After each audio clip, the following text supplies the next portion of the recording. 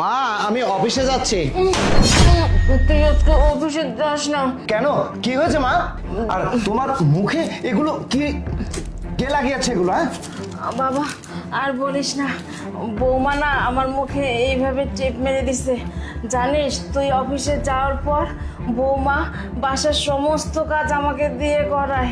আমি এত অসুস্থ, তারপরও আমি যদি কাজ না করি না আমাকে অনেক নির্যাতন দেয়, তারপর খারাপ ব্যবহার করে, ঠিকমতো খাবার দেয় না।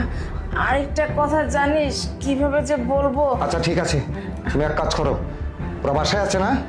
হ্যাঁ বাসায় আছে। তাহলে আমি এক কাজ করি, ওই পদ্মার ওখানে একটু লুকিয়ে থাকবো, আর আমি সব দেখবো, তুমি কোনো কিছু বলবে না, আমি সব দেখবো যে কি করে আজকে, ঠিক আছে? আচ্ছা বাবা।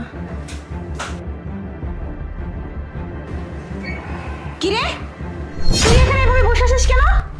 আর তোর মুখের টেপটা কোথায় গেল? টেপটা খুলছিস কেন তুই? তোর এত বড় সাহস, তুই মুখের টেপ খুলে এখানে বসে আছিস। বাড়ির কাজগুলো কে করবে? কে করবে বাড়ির কাজগুলো? হ্যাঁ বৌমা দেখো না বেবি কি শুরু করছে, দেখো একবার খালি দেখো। বলে গেছি বাড়ির সমস্ত কাজ করতে, তা না করে এখানে বসে আছে, আবার মুখের টেপটা দেখো খুলে ফেলছে। কি করবো বলো থেকে? আরে এইভাবে তো ঠিক হবে না, তুমি কয়েকটা লাগিয়ে দাও না। লাগাতে তো হবে, তাহলে বুঝতে পারবে কত ধানে কত চাল।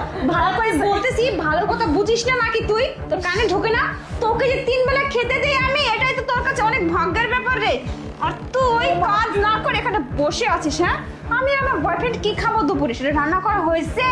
রান্না তো করা হয়নি, এখানে তো গ্যাস মেরে বসে আছিস। বৌমা আমার শরীরটা না আজকে অনেক খারাপ, আমি আজকে কিচ্ছু করতে দেখছো? চিন্তা করো, মুখে মুখে কথা বলতেছি আবার। বুঝতে পারতেছো কোন লেভেলে চলে গেছে? আমি তোমাকে বারবার বলছি কি একটা ব্যবস্থা করে, তুমি তো বলো যে না। আরে আমি তো একটা টার্গেটে আছি, তাই না? আর তুমি কি করতেছো? তুমি বাসায় থেকে তুমি ওকে ঠিক করতে পারতেছো না? আরে একটা লাগিয়ে দাও, তাহলে এমনি ঠিক হয়ে যাবে। আমি তো দেখো। লাগিয়ে তো দেই, তারপর লজ্জা নেই, বুঝো না? লজ্জা থাকলে এখানে বসে থাকতো না, কাজ করতো। এই তোর লজ্জা সম্বন্ধে কিছু নেই, বসে বসে 3 বেলা যে গিলিস, গিলতে লজ্জা করে না? হ্যাঁ কাজ না করে খাস কি করে? ওঠ, যা ওঠ, ওঠ, যে চা কফি বানা, যা রান্না কর, যা। দাঁড়াও মা। আরে তুমি না অফিসে চলে গেলে, তুমি এখানে আসলে মা বসে বসে বুঝছো, মানে শরীরটা অসুস্থ হয়ে যাচ্ছে, তা বললাম যে একটা হাঁটা চলা করুন, এই জন্য উঠাই দিচ্ছিলাম বুঝছো।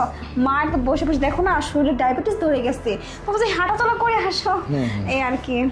হ্যাঁ ওখানে ওই যে টেপটা এখন পর্যন্ত পড়ে আছে, না না না ওই টেপটা মায়ের মুখে এখান থেকে ওই পর্যন্ত লাগানো ছিল। না, তার মানে তুমি মনে করেছো আমি কোনো কিছুই বুঝিনি? না না আমার মাকে প্রতিনিয়ত তুমি যে কষ্ট, যে নির্যাতন করে যাচ্ছ দিনের পর দিন, সেটা আমি কখনোই বুঝতে পারিনি। কারণ আমি আমার প্রত্যেক দিন ঘুম